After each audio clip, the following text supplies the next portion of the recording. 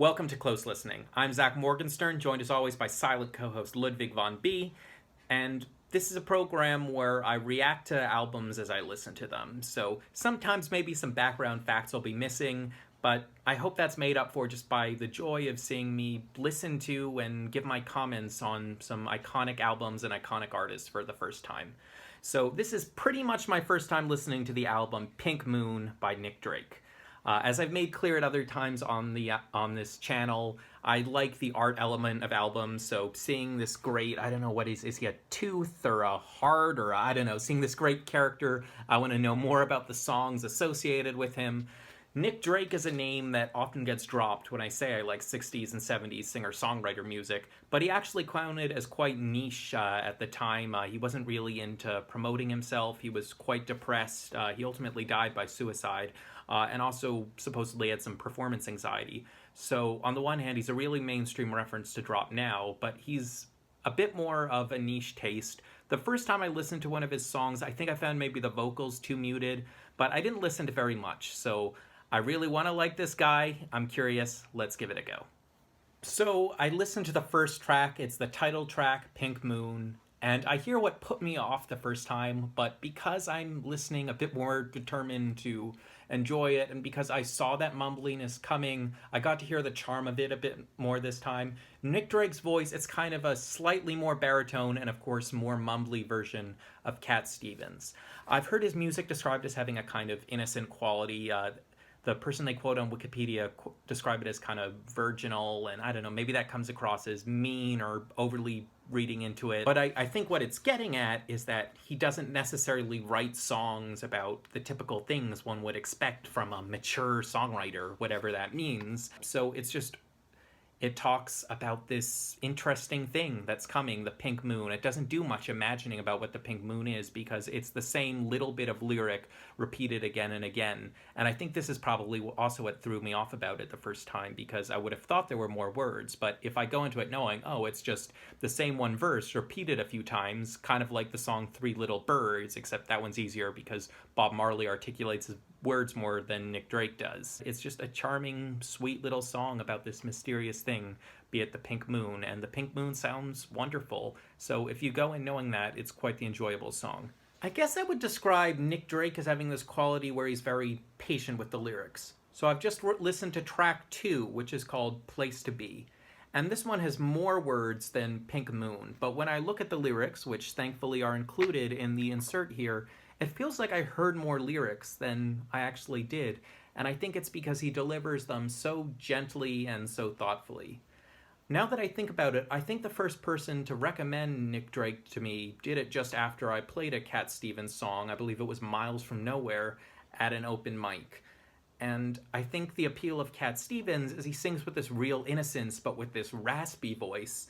And Nick Drake just takes that juxtaposition to the next level because he has a more pronouncedly deeper voice than Cat Stevens, but he's singing of these beautiful green fields that he's running through like a little lamb. The contrast is wonderful. This, grown man who we knew had a sad, shy life breaking free in his music. It's really affecting. The next song on the album is called Road.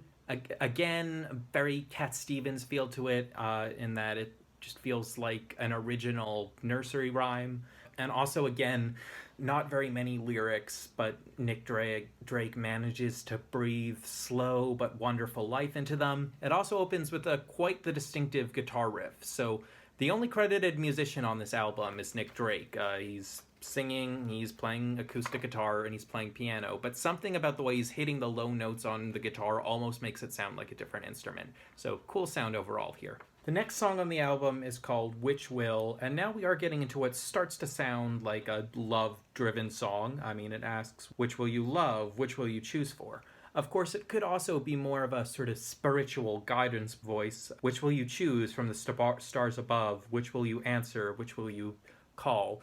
So there's a bit of a jealous romantic tone in there, but it doesn't have to be that. And it's sung in such a sweet voice that I certainly wouldn't put a strictly negative reading on its meaning. The next song is called Horn, and it's an instrumental.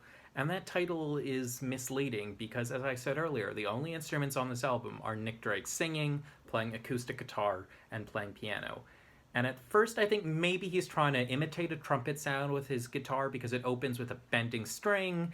And if you stretch your imagination, you can sort of think, okay, maybe this could create something that's surprisingly brass-like. But then that doesn't happen. It is a very slow, simple guitar instrumental tune from there. And it just sort of suits the tone of the rest of the album. It's something in Nick Drake's imagination. Maybe it sounded like a horn to him, or maybe it has some more abstract meaning. I don't know, but there's nothing special about this one, but it certainly fits in with the other tracks. The next song on the album is called Things Behind the Sun, and so far this feels like the most coverable if you had to take a Nick Drake signature song. I don't actually know if there is one or what it would be, whether it would just be Pink Moon because the title matches the album. But this one actually has fleshed out lyrics.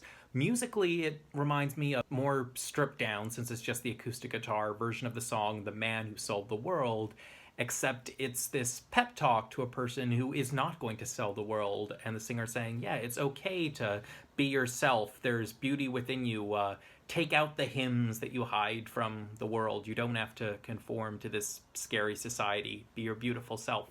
And that theme is sort of matched in the music. So like The Man Who Sold the World, it starts out in a minor key, but then more so than The Man Who Sold the World, it really breaks into a major sound once it gets into what's kind of the chorus part, or I guess you'd say the bridge, because there's not really a chorus to this song. But anyway, great song, perhaps the defining point of the album. We'll see from here. The next song on the album is called No, and it's kind of memorable because it also has very few lyrics, but unlike Pink Moon or Road, it doesn't trick you into thinking it has more lyrics, because for most of the song, Nick Drake is just humming, and then he's playing a riff on his guitar. And when I think of very simple acoustic guitar songs, I might think of something very soft, but he's pretty much using his guitar as a bass guitar here. There's a kind of rough sound to it. You can hear the strings buzzing. So it's distinct. It's nice. Not your typical hit material, not your typical sweet little ditty material, but again, fits in well with this album, and once you know what you're expecting, it's nice to listen to. So the next song on the album is called Parasite, and being a bit of movie person, I think of the previous year's Best Picture winner, and then I think of another movie that came out that year, Joker. Now obviously Nick Drake, being someone who died in the 70s and wrote this album, I believe, in 72, would not have known these references, but in hindsight, I think it just works really well. Look at the opening lines. Lifting the mask from the local clown, feeling down like him, seeing the light in a station bar, and traveling far in sin. So this is a person who is really down on themselves. They compare themselves to a parasite. Whether that's accurate or not, these lyrics broadly work in the same way the film The Joker does. The Joker tells a story about someone who becomes so cynical about 1980s austerity, America, 1980s ruled by an egotistical yuppie elite America, that he adapts what are sort of a revolutionary politics and sort of just a nihilistic evil. Now, this doesn't even have any of the revolutionary politic context to it. It's pure nihilism, but it's the same idea. And hearing the trials of the people here, who's to care if they lose? Take a look, you may see me on the ground, for I am the parasite of this town. The next song on the album is called Free Ride. Brings in lots of the musical things we've gotten used to, so relatively minor key. You can hear the banging of the lower strings against Nick Drake's guitar. And unlike his previous songs, which seem to have a sort of pessimistic tone about humanity, now the character's kind of saying, well, humanity can't be all bad. I see through you. I know you want to help me, so I'm going to ask you outright, can you give me a free ride? And on the one hand, this feels like an unbelievable thing, and thus the singer has to beg for it in the form of this song, but the singer's giving it one last try. The singer doesn't want to just give up on humanity and escape to Pink Moon or whatever the image is. The next song on the album, it's unsettlingly fast, and I say unsettling because it sounds like a typical folk song. You're thinking it's going to be 3 minutes or whatever, but it cuts off. It's 1:38.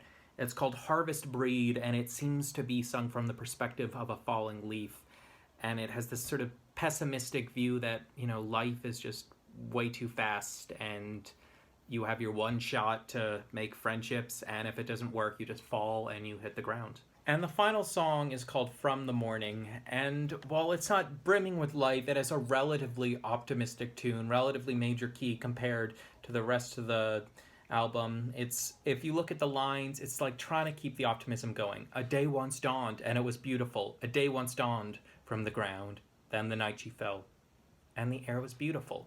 You think it's saying, it's like that previous song, Harvest Breed, that the day starts out nice, but it's just going to disappear too quickly. But no, he's trying to keep the optimism going.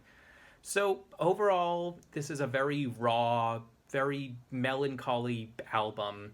And so I can see why it didn't, quite get Nick Drake as big as something like Cat Stevens, which can be sad, but it's often melodramatic in its sadness, and it could be a happy tune, happy too. Whereas this is just strictly from the pained parts of Nick Drake's soul, or at least those parts are always there in every song, and the production choices that never get too fancy, never dare be lush. It's just always very close to him. And as such, the songs are very affecting. I think a few of them are quite memorable. I think Parasite is memorable, and absolutely Things Behind the Sun.